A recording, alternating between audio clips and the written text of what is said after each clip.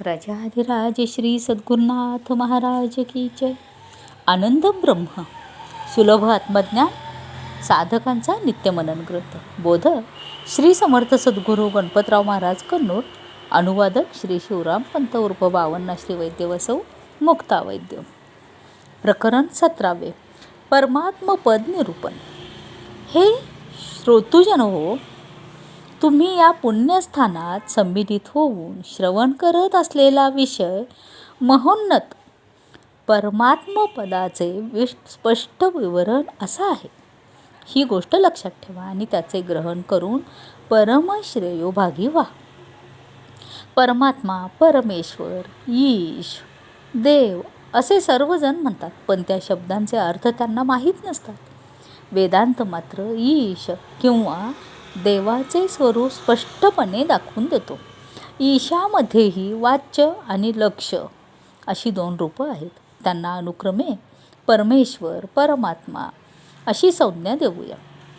उपाधी विशिष्ट परमेश्वर रूप आणि निरुपाधिक परमात्मपद, परब्रह्मस्वरूप हे दोन्ही वेगळे करून जाणायला हवे. दासबोधाच्या देवशोधन या निरूपणात ग्रामाधिपती, देशाधिपती, चक्रवर्ती श्रेष्ठ आहेत ते सांगून शेवटी जगाचे निर्माण, रक्षण, नाश करते ब्रह्मा, विष्णू, महेश हे सर्वांपेक्षा श्रेष्ठ आहेत आणि तिघांचे रूप धारण करणारा परमेश्वरच सर्वश्रेष्ठ आहे असे विवरण केले. पण श्री रामदास स्वामींनी येथेच न थांबता सगुणाचे निरपेक्ष असलेले निरुपाधिक परब्रह्मच देवाचे आत्यंतिक स्वरूप आहे असा निर्णय दिला आहे. श्री समर्थ रामदास स्वामींनी दासबोधाच्या चत्वार देव निरूपण या समासात देवाबद्दल प्रचलित सर्व म्हणण्याचे परीक्षण करून देवाच्या निजस्वरूपाचा चांगला निश्चयात्मक निर्णय दिला आहे. देव म्हटले की सर्वांना आपल्या घरातील, देव्हाऱ्यातील देवांच्या मूर्ती आणि मंदिरातील देवाच्या मूर्ती चटकन नजरेसमोर येतात. अर्थात प्रतिमाच देवाचे पहिले बाह्यरूप आहे. बरेच लोक या प्रतिमांचीच पूजा सर्वस्व मानून देवाच्या अगणित महिमाशाली निजस्वरूपाला मुकले आहेत. देवाचे निजस्वरूप जाणावे, देवाचा साक्षात्कार करून घ्यावा अशी प्रबल इच्छा असणाऱ्या जिज्ञासू भक्तांनाच देवाच्या निजस्वरूपाचा लाभ होतो. पण उगाच मंदिराच्या बाहेर उभे राहून बाहेरूनच काठीसह हात वर करून नमस्कार करून जाणाऱ्यांना देव दुर्लभ आहे. बरं, हे प्रतिमा देव कोठून आले? मल्लिकार्जुन, व्यंकटेश, विठ्ठल, मल्हारी, यल्लम्मा इत्यादी देवांचे भक्त आपापल्या गावात मंदिरं बांधून त्या क्षेत्रात असणाऱ्या मूर्तीसारख्याच मूर्तीची प्रतिष्ठापना करतात आणि धार्मिक सद्गृहस्थ क्षेत्राला जाऊन तेथून त्या देवाच्या प्रतिमा आणून देव्हाऱ्यात ठेवून त्याची पूजा करतात. अर्थात प्रतिमा देवांचे मूळ क्षेत्र देवच आहे. सर्व लोक क्षेत्रस्थ देवांनाच प्रत्यक्ष परमेश्वर मानून यात्रा करतात आणि तेथे 4-4 तास रांगेत उभे राहून त्याचे दर्शन घेतात. आता शिव, राम, कृष्ण, हनुमंत, मल्हारी इत्यादी क्षेत्र देवदेवता कोण आहेत? त्याचा शोध घेतला तर ते पूर्वकालीन अवतारी होते हे दिसून येते. त्यांचे धर्मस्थापना अवतार लीलांचे स्थानच त्या क्षेत्ररूपात परिवर्तित झाले आहे. तात्पर्य क्षेत्रदेवाचे मूळ अवतार होय. अवताराचे मूळ काय? अवतार सगुण साकार असून ते अनेक आहेत. हे सर्व अवतार कोण धारण करतो? बहुतेक सर्व लोकांनी कुठला तरी एक अवतारच परमेश्वर अशी भावना करून घेतलेली दिसून येते. पण विचार केला तर अवतार भिन्न भिन्न आणि अनेकही आहेत. ईश्वर मात्र एकटाच असून त्यातील कोणताही एक अवतार परमेश्वर होऊ शकत नाही. सर्व अवतार धारण करणाराच परमेश्वर आहे हे निर्विवाद आहे. तोच जग चालवतो, धर्मस्थापना करतो. तो सगुणही आहे आणि निराकारही आहे. आता सगुण अनादी असू शकत नसल्याने सगुण साकार ईशाचे मूळ निर्गुण निराकार परब्रह्मच आहे. म्हणूनच या प्रकरणाला परमात्मपद असे नाव दिले आहे. एकूण या शोधात देवाची खालील रूपं दिसतात. 1. जड साकार मूर्ती. 2 सगुण साकार अवतार. 3 सगुण निराकार परमेश्वर. 4 निर्गुण निराकार परब्रह्म. परमात्मा या रूपामधील शेवटचे देवाचे रूप अंतिम आणि नैज रूप आहे. आता आम्ही आतापर्यंत सांगितलेले तत्वच 2 सुपरिचित श्लोकाने सिद्ध करत आहोत. पहिला श्लोक असा आहे: पूजा कोटी समम स्तोत्रम, स्तोत्रम कोटी समम जपम, जप कोटी समम ध्यानम, ध्यान कोटी मनोलयम. या श्लोकात एकापेक्षा एक कोटी पटीने वरचढ साधने सांगितले आहेत. बहिरंगपणे करायच्या पूजेपेक्षा देवाचे स्तुती स्तोत्र फार श्रेष्ठ आहे इत्यादी. येथे एक गोष्ट लक्षात ठेवायची आहे आणि ती म्हणजे जसजशी साधनं श्रेष्ठ होत जातात तसतसे साध्यही श्रेष्ठ असणे अनिवार्य आहे. अशा प्रकारे शेवटी सांगितलेल्या मनोलयाने साध्य होणारे निर्गुण परब्रह्मच देवाचे अंतिम रूप आहे.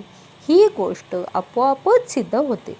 पूजा स्तोत्र जप ध्यानाने मन सूक्ष्म होत जाऊन शेवटी ते लय होत असलेली निर्गुण निराकार वस्तूच हा श्लोक दाखवून देतो. आता दुसऱ्या श्लोकाचा विचार करूया.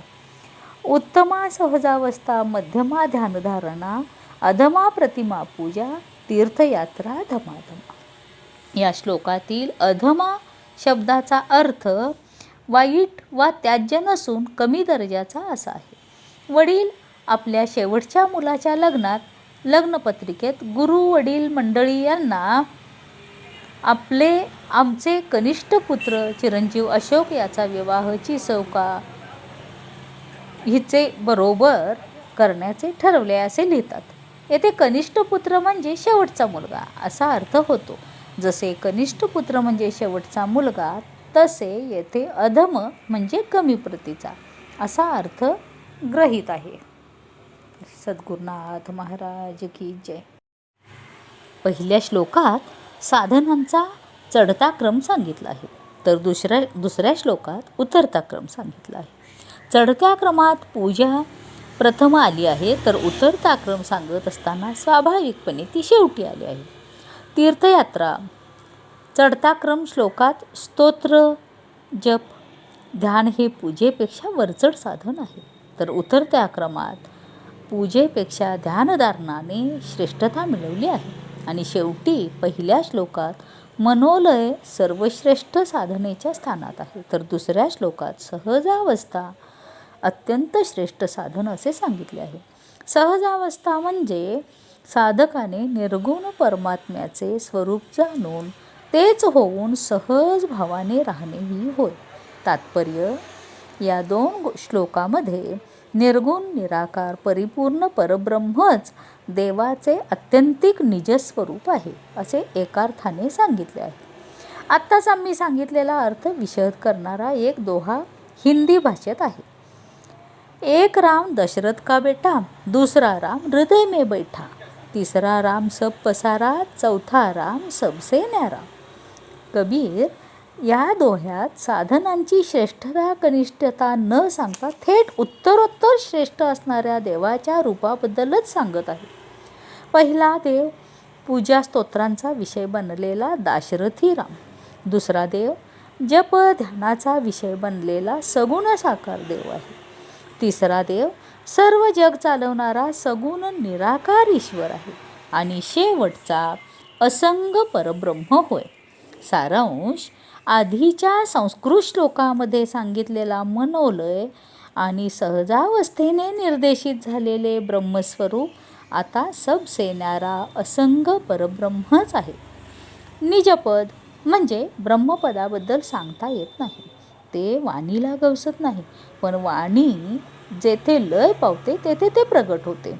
वस्तुस्थिती अशी असली तरीही परमात्म स्वरूपाचे वर्णन करावे म्हणून सर्वजण प्रयत्न करतात, पण कितीही केले तरी त्यांना ते साध्य होत नाही का?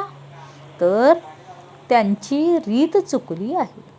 ते परमात्मा डोळ्याने पाहावा, वाणीने पाहावा, बुद्धीने जाणावा, अंतःकरणाने अनुभवावा अशा कोणत्याही रीतीने त्याला पकडायला पाहतात, पण तो अशा कशानेही सापडत नाही. परमात्मा बुद्धीला सापडत नाही, कारण बुद्धीजवळ गुणधर्म मात्र जाणण्याची शक्ती आहे.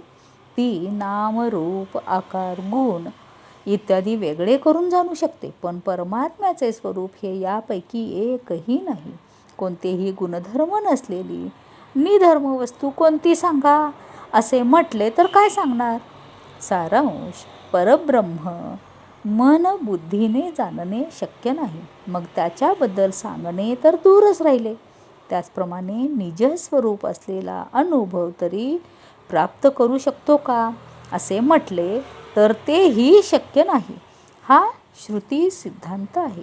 राजाधिराज श्री सद्गुरुनाथ महाराज की जय.